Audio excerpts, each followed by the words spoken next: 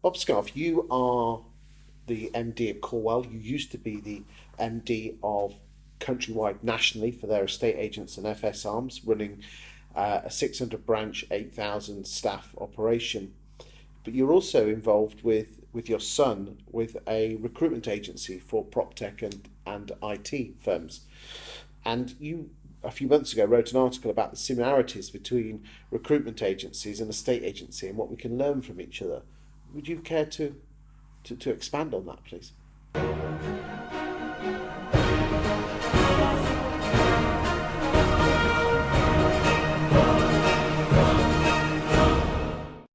I'd always, whenever I've dealt with recruitment agencies over the years and listened to them talk about the way they do their business, I'd always thought that it was the skill set was almost interchangeable.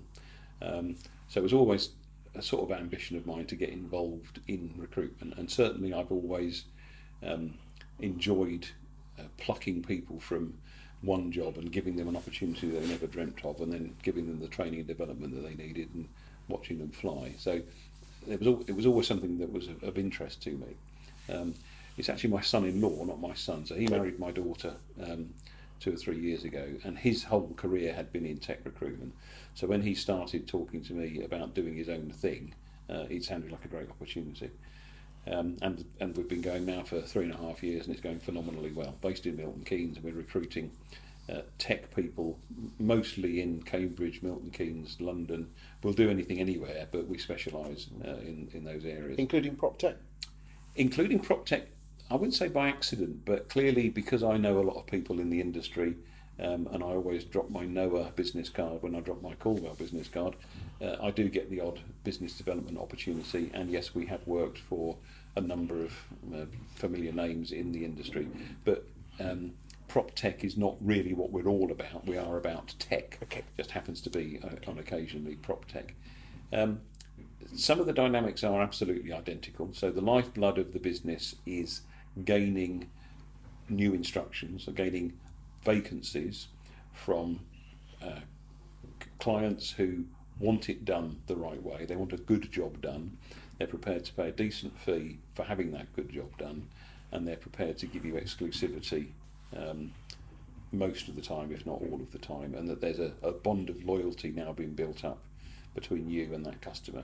Now, because most of our customers are recruiting on an ongoing basis, the best analogy, parallel with the estate agency, is to think of it as a corporate instruction. So it's like a part exchange instruction, or a repossession in the old days.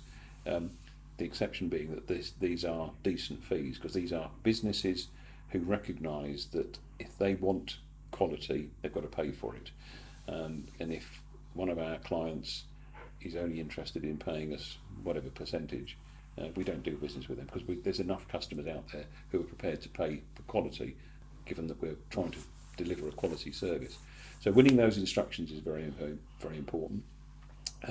Finding the candidates, or the applicants, as they would be in a estate agency, is probably a little bit more difficult than in a estate agency, because you don't have people ringing you up asking you if they can go and have an interview for that job, or sending you an email. You do have to go trawling looking for these people.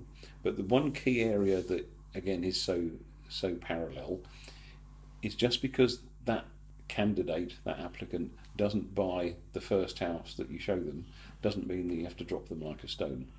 Too many agents, and it's not a new phenomenon, it's been like this forever, tend to be too focused on today's business. I understand why, because that's what pays next month's bills. But you have to have a bit of an eye for the future.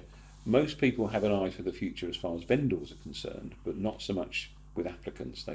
I've shown you 3 houses, you've not liked any of them, I'm going to put you to the bottom of the pile, I'm going to forget you. Archive negs are awful at that, aren't they? If you see something on Rightmove that I've got, you'll email me anyway, or you ring me up, so I can afford to not talk to you. All that means is that when you do eventually ring them up with something, they've forgotten who you are, they've forgotten the 3 that they did view with you, they've forgotten that actually they've got on quite well with you, etc. So that whole rapport thing has to start afresh. So one of the things that we're trying to do very well in Noah is keeping in contact with candidates, whether they've been successful with us or not, to make sure that, okay, maybe the last time it didn't work out because actually you were offered more by your current employer to stop, and the offer that the new employer was making wasn't good enough. These things happen, but we're going to still keep talking to you, because in months to come, years to come, Yes. there will be something else that comes along where you're in a different state of mind, and we want to be front of mind.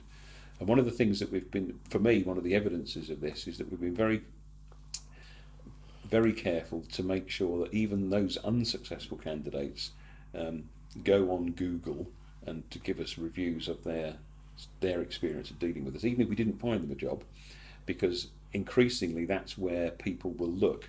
So if you are, particularly in tech, if you get a phone call out of the blue from this recruitment company that you've never heard of, the modern way of operating is that one of the first things you will do is Google that company and see what other candidates have to say about you. And whilst I think star ratings within a estate agency is still only just beginning to get a credibility, because there's been too much rubbish with All Stars and various other people, and it's only just beginning to gain some proper traction. Whereas in recruitment, probably because the users are a bit more savvy, these are not just normal run-of-the-mill customers. These are people whose tech is their world. The internet is their world, so they know what to ignore and what to read. Do you think that recruiters are very guilty of trying to fill what they've got and not keeping in contact with their bank of people? I think recruiters generally are, yes, and I think particularly in the estate agency recruitment, It's almost like order takers. They're just like estate agents, aren't they? Let's put it on the market, and the buggers want it, they'll come and get it. Yeah. I mean, unless you're going for the big national MD roles, I've never come across any, and I talk to an awful lot of agents and ask them these questions, where someone rings you out the blue saying, "I've got a job for you." It doesn't happen. Like negs don't ring up. Yeah, absolutely. No, I get exactly what you're getting at, and I certainly think that is a criticism that you can lay at the door of recruiters generally. A lot hinges on the level of person you're after, the level of fees that you're charging. People often ask me if I'm into recruiting agency staff. No, we're not, because frankly, the fees are too low for the amount of effort that goes in. For the amount of fees, the average fee that we would earn. Because you said earlier on about paying the right fees. Why do you think the recruitment agencies have pulled their pants down and accept such low fees? The thought of Josh Rayner with his pants down, what a horrible thought. I don't know. It's the same reason why do so many estate agents do ridiculous fees? Well, we don't prove our worth. We don't tell a good enough story. Precisely. We don't fight our corner. I do a lot of work with a business called Farrell Hayworth up in Lancashire. Yes. And one of our key issues there is the fees that we charge. Now, to be fair, long before I got involved in them, they were charging much higher fees than their competition. And we're doing various things now which make sure that the fees are always at the top end. Yes. But you can't escape the fact that if the competition is dropping their pants, to use your expression, all day long, it makes life difficult. But time and time again, you prove to yourself that the biggest single problem with charging decent fees is between the ears of the agent, not between the ears of the customer. And I think it's exactly the same thing in recruitment.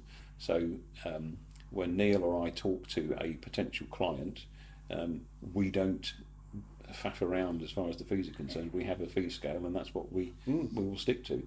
And if you think you can get a job done as well as we can do it by somebody else, well, good luck. Because that's, it's okay if you're the boss of a one-man band, but if you've like Farrell Hayworth and other firms are out there, if you've got a bunch of 10 or 20 valuers, you've almost got to instill that belief in their heart, haven't you? Yeah, which they're very good at, to be fair.